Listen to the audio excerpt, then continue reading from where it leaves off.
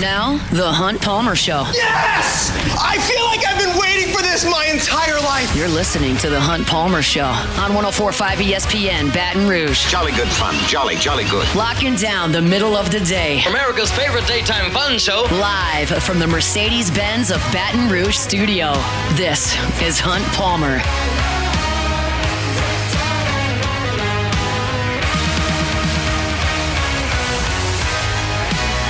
Welcome in. Hunt Palmer coming to you from Mercedes-Benz of Baton Rouge studio downtown in the capital city on this Tuesday. Hope your work week's off to a good start. Appreciate you hanging out with us here on 104.5 ESPN Baton Rouge.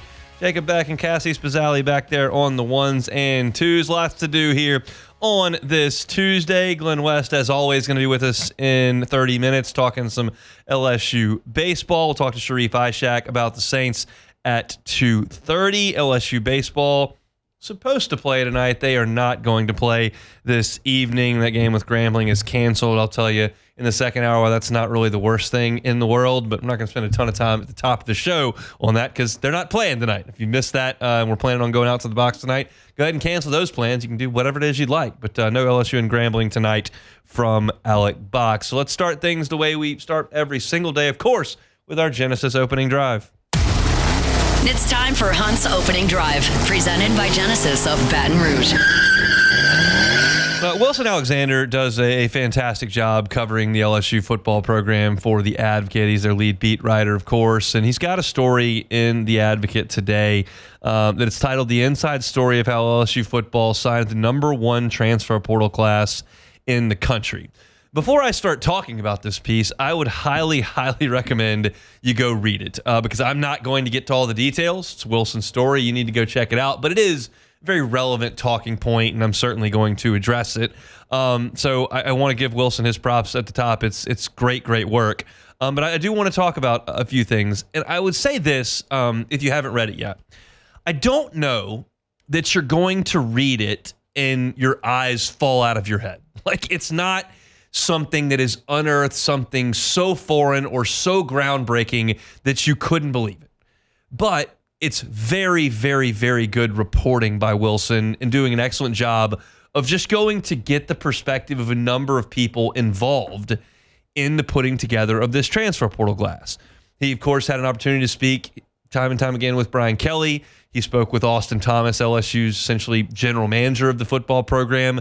He's spoken with a number of boosters, LSU's collective, including the council for the collective. So did a great job of just accumulating information and putting it together in a worthwhile way. And essentially what the story details is Brian Kelly's understanding that the way that he wanted to do things when he got off the plane in Baton Rouge from South Bend was not going to work. You can't just go try to recruit high school players, get them into the program, keep them for 4 years, and graduate champions, as he says. Like that approach will not work. And then he was on the record a little bit into his time in Baton Rouge as saying, like, we're not going to go buy players. He said that after LSU came up short in terms of defensive linemen entering last season. Y'all remember the stories.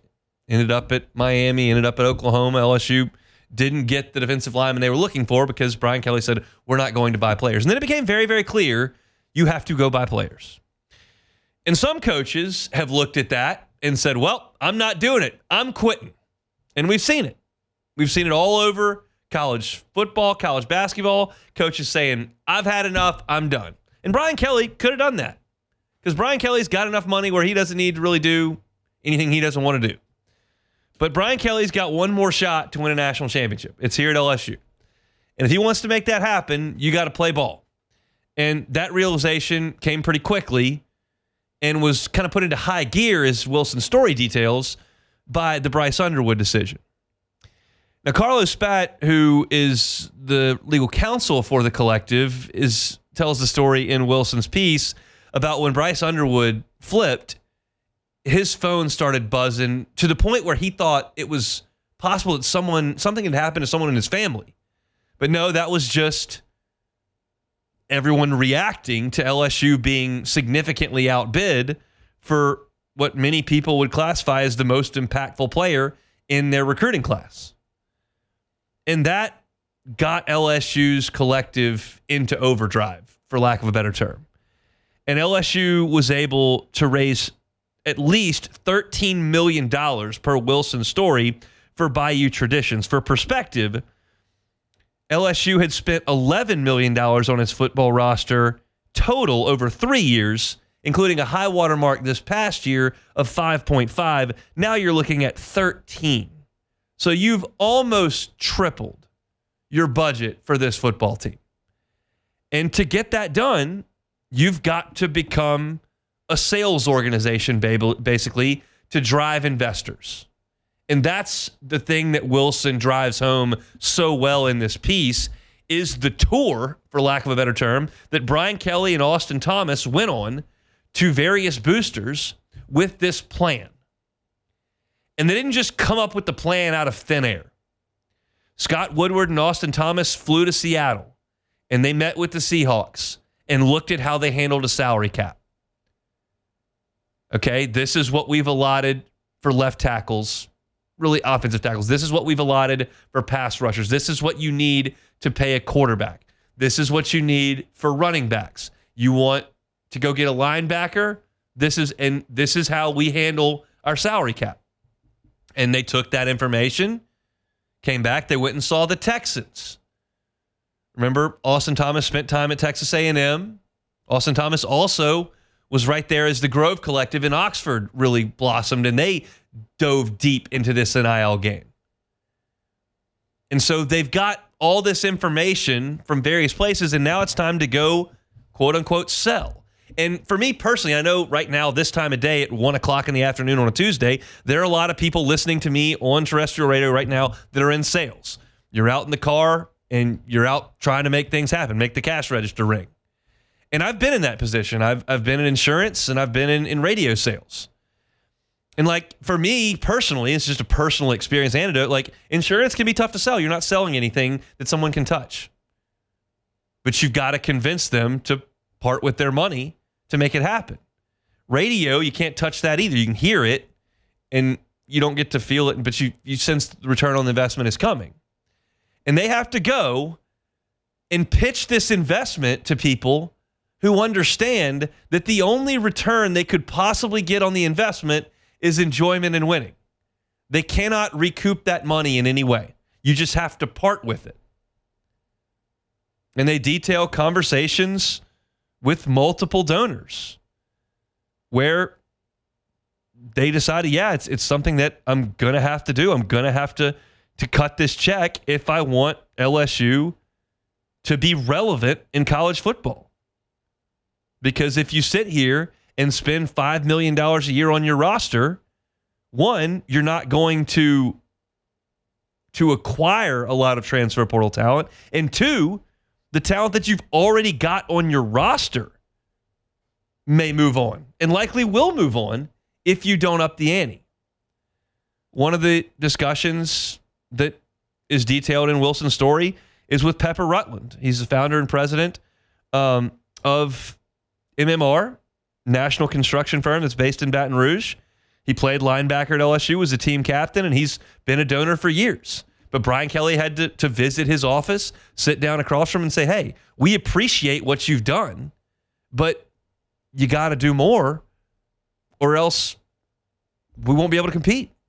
Like that's a sobering message to somebody that cares a lot about LSU football. And trust me, there are plenty of rich people in this state who have tickets to LSU football, who enjoy to go to Baton Rouge or to go to Tiger Stadium and see the band come on the field. And man, I hope we beat Texas A&M. But if we don't, that's all right. Go back to the house and enjoy time with the family and get up and go to work the next day, whatever the case may be. Like where that ticket is perfectly within their budget and within their desires to buy. Chipping in $1 million, which is what they're asking, 7 figures, so $1 million plus, no chance. But you've got to find the people that are willing to do it. And so that's what Brian Kelly and Austin Thomas had to do.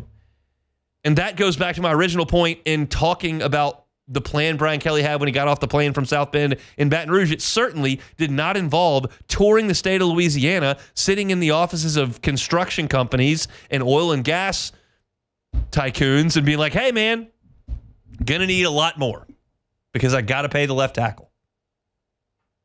Want to rush the passer? We got to pay this guy.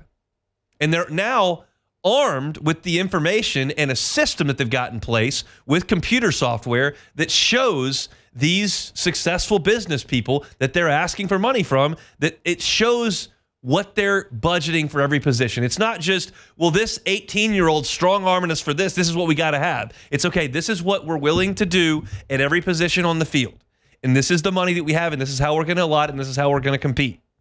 And Austin Thomas has a great quote in this piece from Wilson that says, one of the most important things we have to learn, and we've had to learn, is when to say no. When to say no to the player that's asking for more, because that's not in our budget.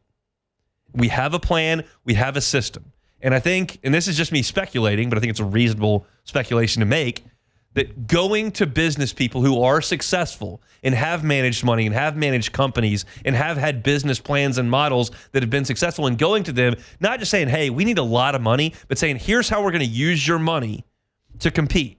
And if you believe the story that's come out from Kirk Bowles over in Austin, that Texas is spending $40 million on its football roster and LSU's at 13, like, nobody's verified that. Wilson's reporting very much has credible sources, named credible sources, telling him 11 for this team, 13 for this team. Then you realize what ballpark you're trying to play in. Texas has been in the Final Four 2 years in a row. Now, LSU is not going to be able to go $40 million a year. The question I have, that I'm certainly not going to get an answer for sitting right here, the question that I have, though, is how many years in a row can LSU do 13? I know that revenue sharing's coming. There's 20 right there, but everybody's throwing 20 on the pot. So to compete, do you have to throw 13 more on that? And are these deals going to be cleared by the clearinghouse based on value to companies? Like, I don't know. The collectives may go away, and this all may look a lot different 12 months from now. I've never, over the course of these 3.5 years, I've never felt comfortable giving you definitives about what the future is going to look like. I'm happy to offer my opinion and my concerns, some things that I'm not concerned about, but I'm not going to speak definitively about that. But the thought, and this is in Wilson's piece as well, is that you need to front load these deals, because when that settlement is reached, which it hasn't happened, when the House finally determines this is where we're going to go, some of these deals won't meet that criteria, and therefore you're going to have to do things differently. It's a fascinating story. It details the inner workings of putting this transfer portal class together that is ranked number one by multiple outlets. And Brian Kelly has said in this story and publicly in press conferences, like, we should have a team that's ready to compete. We have not had a team ready to compete because of money. We now have the money. We should have a team to compete. And it details how they did it. My biggest question that I take away from this piece is, yes, the proof is there. LSU has the pockets to go spend $13 million on a football roster. They've just done it. In 2025, they will spend that. Can they do that in 2026? Can they do that in 2027? Can they do that in 2028? Because there is no return on these investments. The business people, the boosters, the donors that cut that check for this team will not get any money back for it, besides a tax write-off. So I don't know the answer to that. I think you have to ask each individual person. But I do know that based on the last 3 years, when teams have success, those wallets get a little looser. And when things don't go well, people start looking around and covering their pockets. So for LSU this year, you need to go out there and put a representative product on the field for that $13 million to keep that cash flow moving. Great stuff from Wilson Alexander in The Advocate today. I highly recommend you go check that out over at theadvocate.com. All right, we're moving right along here on a Tuesday edition of the Hunt Palmer Show. Glen West coming up in 15 minutes. I want to talk a little big picture SEC baseball and kind of break a little bit out of our purple and gold bubble here. I'll tell you why I want to do that when we come back. The Hunt Palmer Show. Highland Insurance Group, HighlandIG.com is that website. Have you thought about a captive for your commercial insurance? If you don't know what a captive program is, that may be the first problem. Jonathan Carver and his team at the Highland Insurance Group deal with captives every single day. And me personally, this is Hunt Palmer talking, I think captives are the future of insurance because premiums continue to rise, the market continues to be more and more difficult, and the captive is a way to soften that blow financially. If your broker has not brought that up to you, and you are a business that spends a significant amount of money on insurance, contact the Highland Insurance Group and let them see if you are a fit for a captive program. You can find them online at HighlandIG.com. Jonathan Carver and his group right here in Baton Rouge. They can help you out statewide. They're online at HighlandIG.com. It's the Highland Insurance Group, HighlandIG.com. You're listening to the Hunt Palmer Show on 104.5 ESPN, Baton Rouge.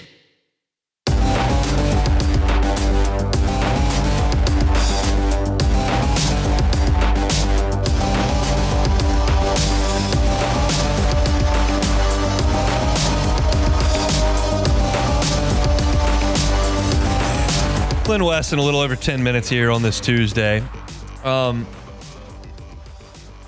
I think that a lot of folks in purple and gold land are a little cranky about LSU's baseball offense, and you have every reason to be that because for the vast majority of 2 games against Tennessee, LSU did not hit. For the vast majority of the entire weekend in College Station, LSU did not hit. On a cold, blustery, uncomfortable weekend in Norman, LSU did not hit. At Auburn, LSU really didn't hit. And, that's a big deal. LSU is not playing offense at a championship level. And that's the biggest problem. I retweeted a thing earlier. LSU has 2 pitchers in the top 5 nationally in strikeouts. Cade Anderson and Anthony Ianson are in the top 5 nationally in strikeouts. And you've got this 2-headed monster at the front of your rotation. You've got a couple bullpen guys you really trust.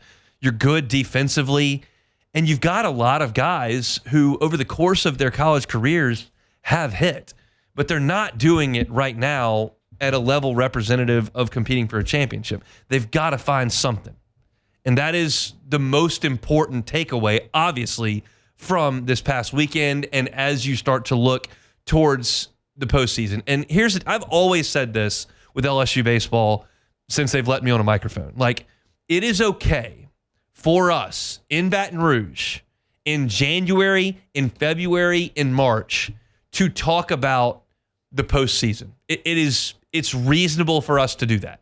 The same way it's reasonable for those in Lawrence, Kansas in November and early December to talk about what this team needs to do in March because you are a championship level program that has every expectation of competing for championships at the highest level at the end of the season. If I start talking about getting to the Final Four with LSU basketball in late November, I'm going to sound like a lunatic because that's just not the expectation and it has not been the reality for the majority of my life. They had 1 year where they popped a really good team and made it, and a couple other years that won the SEC. Outside of that, been pretty mediocre. But in baseball, it's okay to talk about regionals, super regionals in Omaha all year because that's the expectation. That's what you're going to be playing for.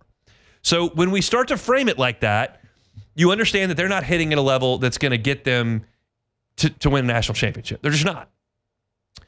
But I also want to take ourselves out of that Baton Rouge bubble for a second and just realize that kind of everybody is dealing with a little bit of a soft spot, a little bit of a sore spot, a little bit of an issue in the SEC. And let's be frank, the national champion's probably coming out of the SEC because it almost always comes out of the SEC. Look at the title series that we've just watched. Last year, you watched Tennessee play Texas A&M. The year before that, LSU played Florida. The year before that, Ole Miss played Oklahoma, who wasn't in the SEC then. They are now. The year before that, Mississippi State played Vanderbilt. I mean, that's 100% participation from the SEC. So until proven otherwise, I feel like the SEC's probably got a really good chance to win the national championship. So let's look around at some of those teams. And while you realize that LSU has its own issues, and it's okay not to feel like LSU's clicking on all cylinders, everybody else has got their warts too. All you got to do is go back 5 days. Go back 5 days, and Arkansas had lost 3 straight series. You go back 5 days. Now, they wore out Texas in Fayetteville over the weekend, and that changes perspective, just like LSU fans are really feeling good Monday, Tuesday, Wednesday of last week after you just run-ruled Tennessee to win that series. But Arkansas had lost 3 series in a row prior to that. Look at Texas. They've been on easy street. Well, they just got hammered in Fayetteville. Last year's Big 12 Player of the Year is not in the lineup and hasn't been for 4 weeks now, and their ace is out for the year. So, 19-5 is 19-5. I'm not here to argue with that.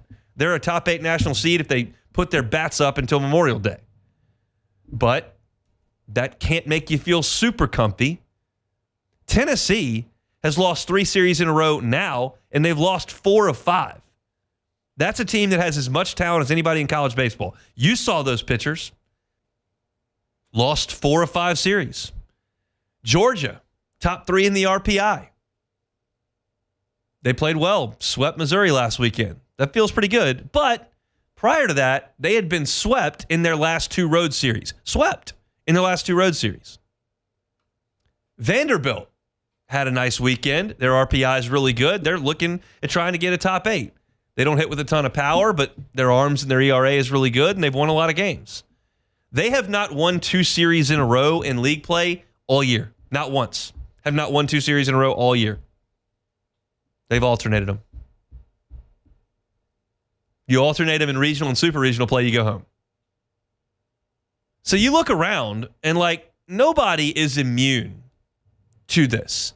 And I laid out the teams that have played for the national championship. You know that 4 teams from the SEC were in Omaha last year, and they beat the ACC in every game.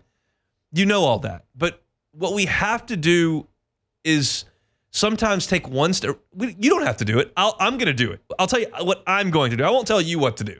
What I have to do sometimes is take one step back and go, okay, you are playing in a 30-game meat grinder. I mean, an absolutely ridiculous run where you've got to play Tennessee, and then you got to go to College Station, and then you got to play Arkansas. And all the while, you got to go to Auburn, who's played great most of the year, and you got to face Kyson Witherspoon up in Norman, Oklahoma. And it's hard. And the fact of the matter is that none of those teams are coming to your regional. None of them. Not eligible.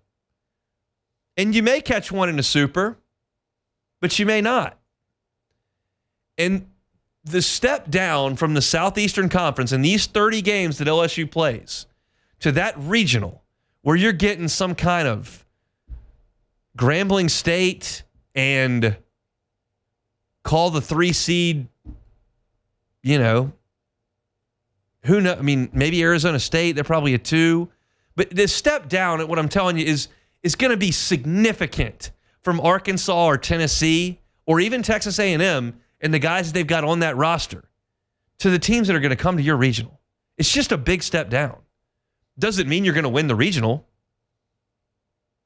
LSU played the best team outside of the SEC last year on the road in the regional last year. They beat them once, they lost to them once, and then they had a lead in the 9th inning of the other game. That was North Carolina, of course, last year. But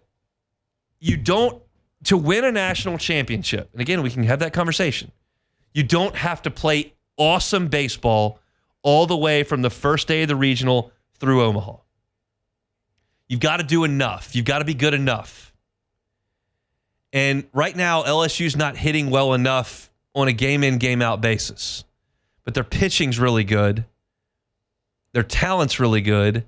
And playing in that stadium in the postseason is a massive advantage. You can come at me all day with Stony Brook and Coastal and Houston. And I will listen to you say that, and I will still go, the percentages say they're pretty good in Alec Box in the postseason. So, to me, I just sometimes have to look at this and go, man, this 30-game run is not necessarily representative of what a regional and a super may look like. It may, but it may not. So you just have to do enough in the 30-game gauntlet to set yourself up in an advantageous spot when you get to the regional and into the super. And right now, LSU's on the doorstep of doing that. They haven't gotten there yet. D1 Baseball put out their projected field of 64 today. LSU's the 4 seed nationally. That's a really good spot to be in. You cannot fall on your face against a really good Arkansas team this weekend. You must get 1. If you get 2, you are sitting pretty. And then you go to Columbia and deal with that disaster when you get there. But I think for me, it's important to go, okay, what you see in the regional and super, just like, when the Big 12 was the best league in the country a couple of years ago in basketball, Kansas every single night is playing those teams, and then you get into the NCAA tournament and you play Mount St. Mary's and Washington State in the first 2 rounds, and it's a little bit easier to catch your breath and get into it. LSU's not playing well enough right now to go win the national championship.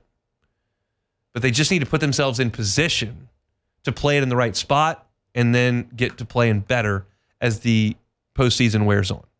That's just the way I look at it. And I think sometimes we get so hyper-focused and locked in on what LSU's shortcomings are and what their issues are and how we feel as LSU fans paying attention to what LSU's doing, and you don't realize that Arkansas had lost 3 series in a row. And you don't realize that Tennessee's lost 3 in a row and 4 out of 5. You don't realize that Georgia's been swept their last 2 times out on the road.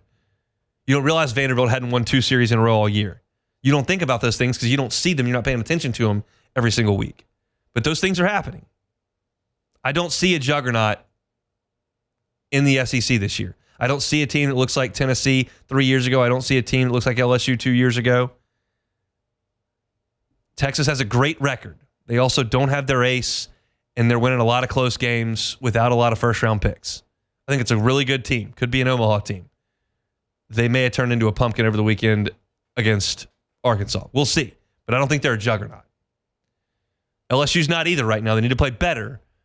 But everybody else is kind of feeling their way out too because it's 30 games of getting punched in the face time and time and time again. And once you get out on the other side of that, you can kind of take a deep breath when it comes to tournament time. Then you got to go play. We'll see. Just kind of my perspective on that whole deal. Let's talk to Glen West, Go 24/7 next. The Hunt Palmer Show. Genesis of Baton Rouge, genesisofbatonrouge.com. Stop on by. Airline at Piku. I don't think you have. Most haven't. This is pretty new. And maybe you hadn't been in the market for a car in the last couple of years, so you haven't been able to stop by the dealership. When I tell you it's a luxury brand vehicle, just don't immediately push them out. Go, oh, well, I can't afford that. Go give it a look. Safety is uncompromising. Style is exceptional. Their staff is wonderful. They'll handle you first class from start to finish. You'll feel like a guest and not a customer. And once you get behind the wheel of one of those Genesis, you'll understand what I'm talking about. It's an unbelievable line. Safe, stylish, sleek, got all the bells and whistles that you could want. And then there are incredible perks that come with it, like a 10-year, 100,000-mile warranty on every new purchase at Genesis of Baton Rouge. Start that car buying process online at genesisofbatonrouge.com or go by and see him Airline at Pico across from Women's Hospital. It's Genesis of Baton Rouge. You can find them online, genesisofbatonrouge.com. This is the Hunt Palmer Show on 104.5 ESPN, Baton Rouge.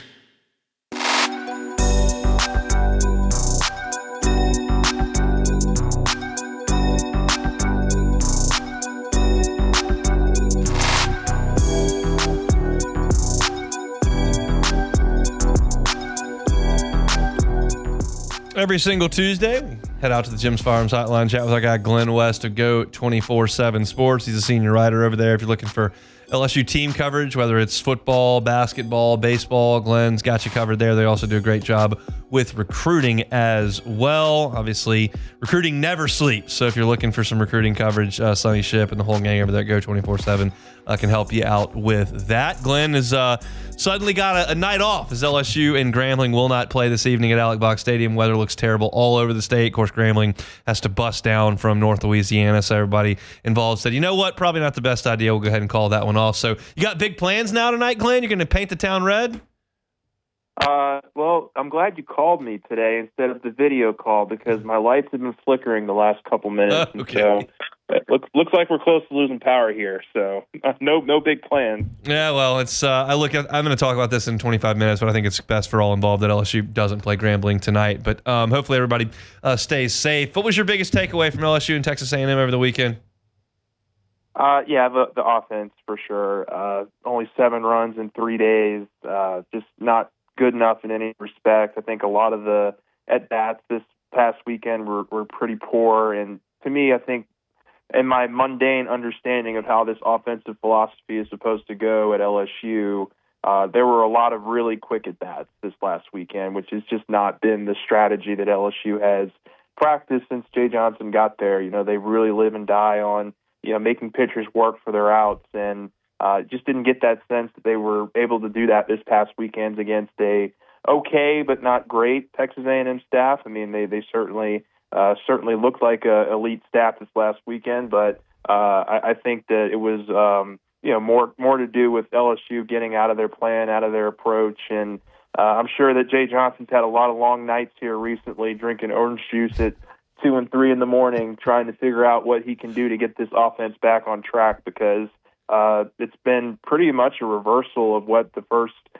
several weeks of the season was, which was the offense really carrying a lot of the heavy load, and now it's the pitching staff doing a really nice job of kind of picking up the offense as much as it can, but they certainly need the bats to get going at a more consistent rate if they want to be the team that they want to be in postseason play. Do you think they'll do it? I don't know. I honestly couldn't tell you. I think, for a while there it was just, for me, I think it was just don't panic, don't hit the concern button there too much. I mean, I think this weekend was a little bit of an aberration. Like, they've shown in stretches that they are still a really potent offense when they have things going the right way.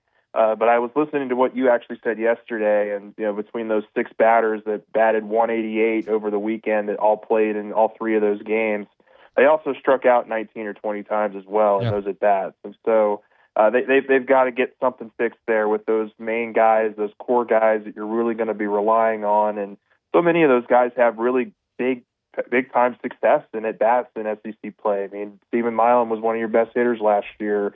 Jared Jones has come through with some big clutch hits in his career in SEC play. Michael Braswell was a very consistent source for you down the stretch of last season. So I don't know how much of this is an aberration or just a really tough stretch of 4-week baseball, and how much of it is not correctable kind of going forward. I think that a lot of it can be corrected, but it's just a matter of going out there and doing it, and it's certainly not going to get any easier this weekend with Arkansas coming to town. Lots of different platoons: Brown, Pearson, Fry, pinch hit opportunities. John Pearson goes in there. There's a lot of moving parts. Jared Jones to the leadoff spot. I mean, what do you make of Jay Johnson pushing all of those buttons? Is it good that he's shaking it up, or does he need to just kind of leave it the way it was?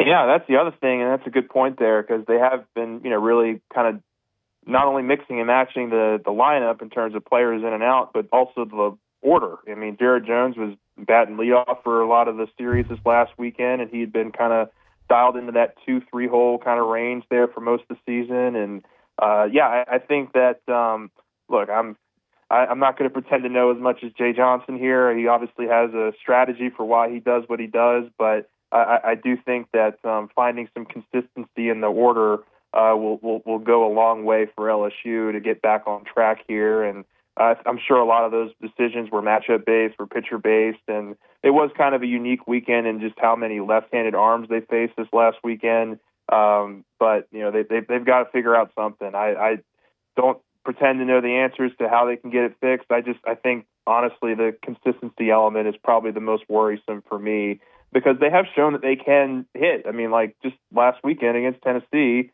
they had a tremendously important 12-2 win and looked as good as they had in over a month at the plate. So I just think finding that consistency element is going to be extremely important for LSU, and if they can kind of scrape together some of it here over the next couple weeks and get a little bit of that momentum going into the SEC tournament, then I think that they'll be in much better shape than they currently are. But that's it's kind of hard to see right now, judging just off of this last weekend and how the Bats just haven't really been able to get going on a game in, game out basis.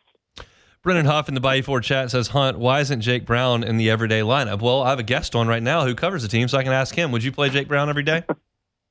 I would, yeah. I mean, I think he's probably one of your top 5 or 6 best players, certainly probably maybe even higher than that. I mean, I think he's a really phenomenal talent and, somebody who, when he's been in the lineup every day, has been kind of a consistent piece for him. But, look, I also understand wanting to get Josh Pearson in there. I understand wanting to get Ashton Larson, designated pinch hits as well. I mean, those are guys that came through for you clutch last year, and Pearson for a number of years now has been in that rotation. So, look, I would expect, part of the last weekend strategy was because of how many left-handed arms they were facing, they wanted to go righty heavy, and that's probably why Jake Brown didn't start all 3 games this last weekend. But I would certainly want him in the lineup more days than not, and he has been in the lineup more days than not, but certainly on a more consistent basis.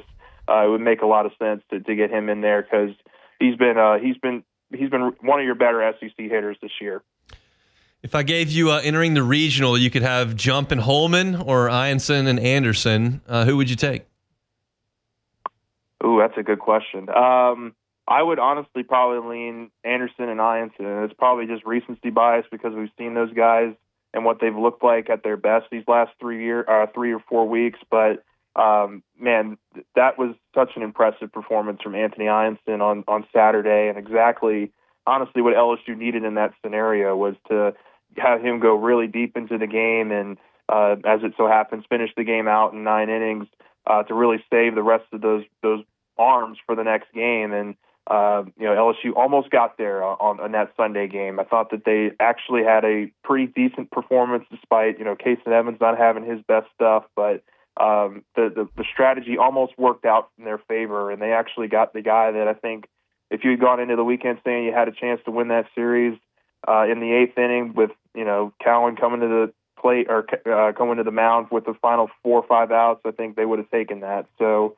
that played out really well, and it was because, in large part, what Ianson was able to do on Saturday, and certainly also what Anderson was able to do on Saturday, and just the dominance that he's consistently shown over the last month, 5 weeks of the season. Those two are an elite 1-2 punch that you desperately want to have come postseason play. And, I think we've seen a little bit more consistency out of the bullpen the last week or two. But certainly those two are going to be the engines that drive this thing, and really have to be dialed in this weekend against an Arkansas team that's, batting one of the best teams in the conference this year. Yeah, I mean, what's realistic for LSU's pitching staff this weekend against an Arkansas lineup that hits with just a ton of power? Yeah, I mean, you gotta fill up the strike zone on them. You got to mix pitch as well, and that's something that both Anderson and Ianson have shown that they can do pretty well. Anderson, of course, is the one, I guess you could call it concern or downside to what he's been able to do this year is that he has been giving up a lot of home runs. So he's going to have to be extra dialed in against that power that Arkansas brings in. But he's really sharp, and I just you have a lot of trust that those two guys can go maybe 6-7 innings against a really good Arkansas offense, and then you just kind of hand it over to your bullpen there those first couple days and see what it spits out at the end of 2 days. But I think that if you can start with those two, that's certainly a good starting place, and LSU should have an opportunity to at least be in some of these games if they can get anything from the offense this weekend. Hope your lights stay on, Glenn. We'll talk next week. Yeah, thanks, man. All right. Glen West, senior writer over at Go 24/7, all your LSU team coverage. You can find it at Go 24/7. Glen's with us on Tuesdays. We'll come back and close out the first hour on a Tuesday edition of the Hunt Palmer Show. The Hunt Palmer Show. You're listening to the Hunt Palmer Show on 104.5 ESPN, Baton Rouge.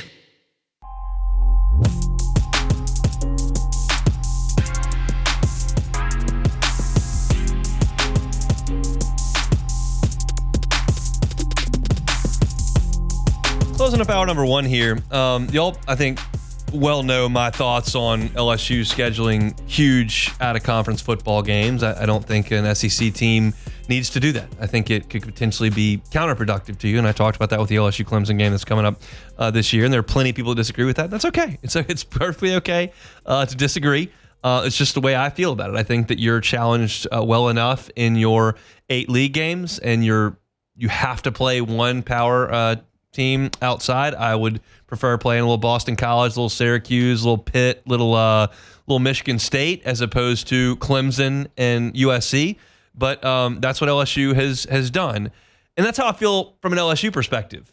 That kind of flips with Clemson and with Notre Dame. How? Well, first of all, Clemson and Notre Dame just entered into an agreement. They're going to play each other for the next 12 years.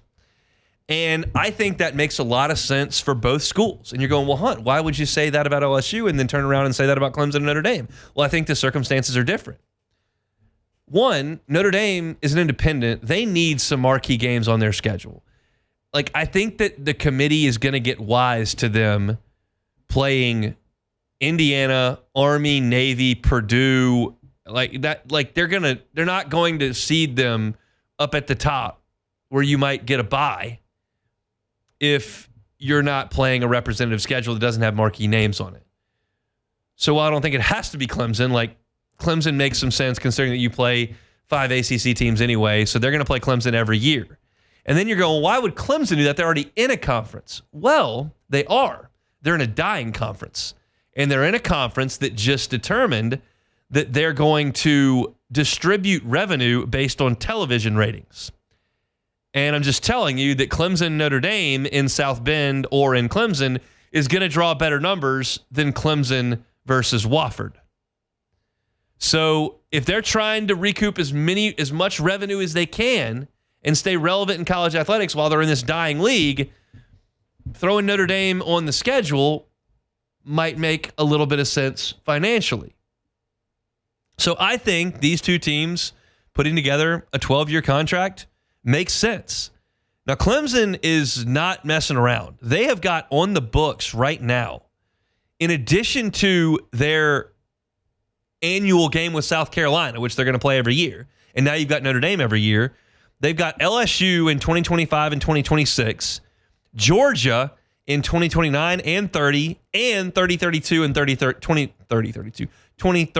2033, and Oklahoma. So throw the years out, whatever. They've got South Carolina, Notre Dame, LSU, Georgia, and Oklahoma on the books for the next 11 years. That is pretty strong. And Clemson's athletic director, Graham Neff, said this locks in a huge rivalry for us with a non-conference opponent. It's going to be strong year in, year out. The association of national brands like Clemson and Notre Dame is great for a great fan experience, strong viewership, and value that is obviously a fundamental component to our scheduling. Okay, that's fine.